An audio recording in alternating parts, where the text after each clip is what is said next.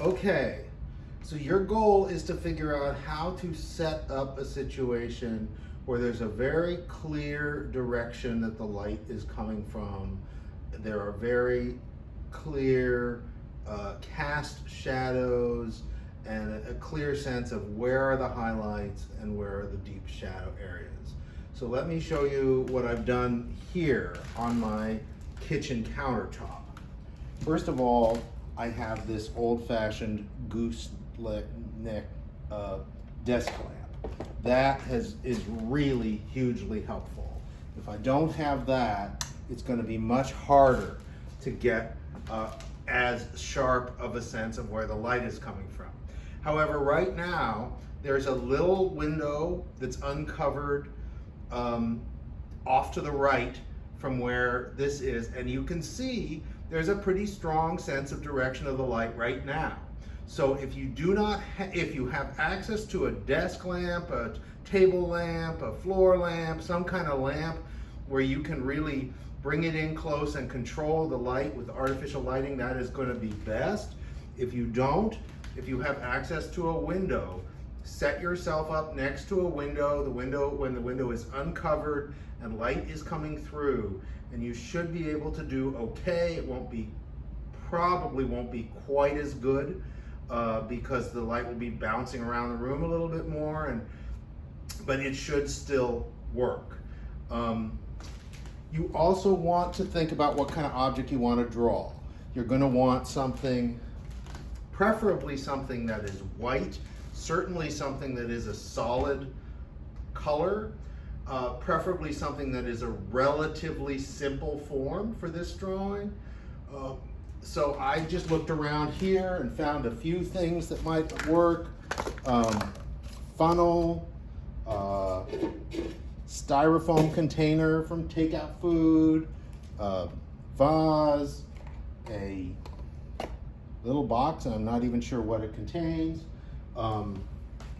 You know, the roll of paper towels with the paper towels, as well as the empty one that I'm using here. So I'm just bringing these up to say, look, there are probably things around that you can find that will be good props for this, wherever you are under our current unusual lockdown conditions.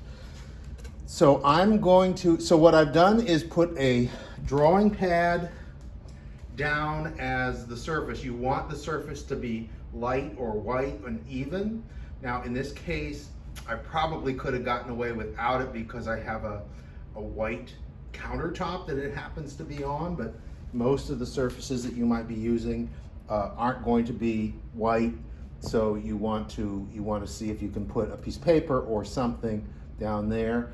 Then I also brought another drawing pad in just to try and get rid of the confusion of this back here, and maybe to make this seem a little darker so there's a little bit more of a standout. So you want the light to fall directly on the forms quite intensely.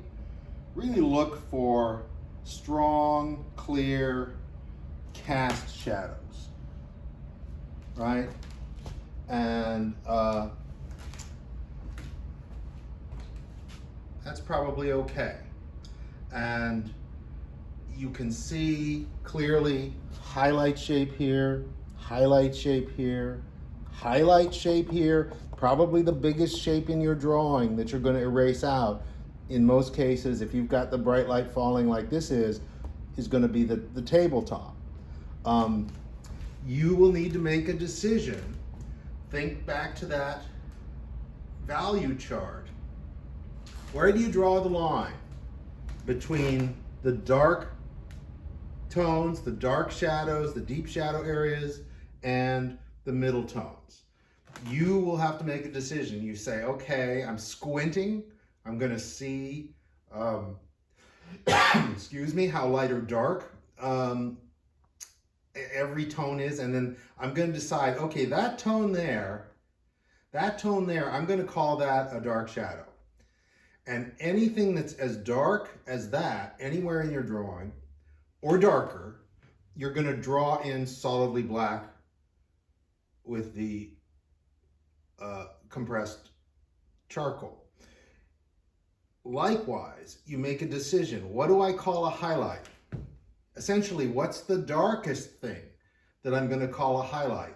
And anything that's that light or lighter, you're going to erase out with your hard eraser. This is, again, probably for many of you in a situation like this would be the biggest highlight. This is certainly going to be a highlight area. You need to kind of decide where you're going to call the edge. Be very aware that you're drawing now shapes of shadows. So those are shapes. This here, shadow shape, is a shape. Don't draw the onion. Draw the shape of the shadow. Erase out the shape of the highlight.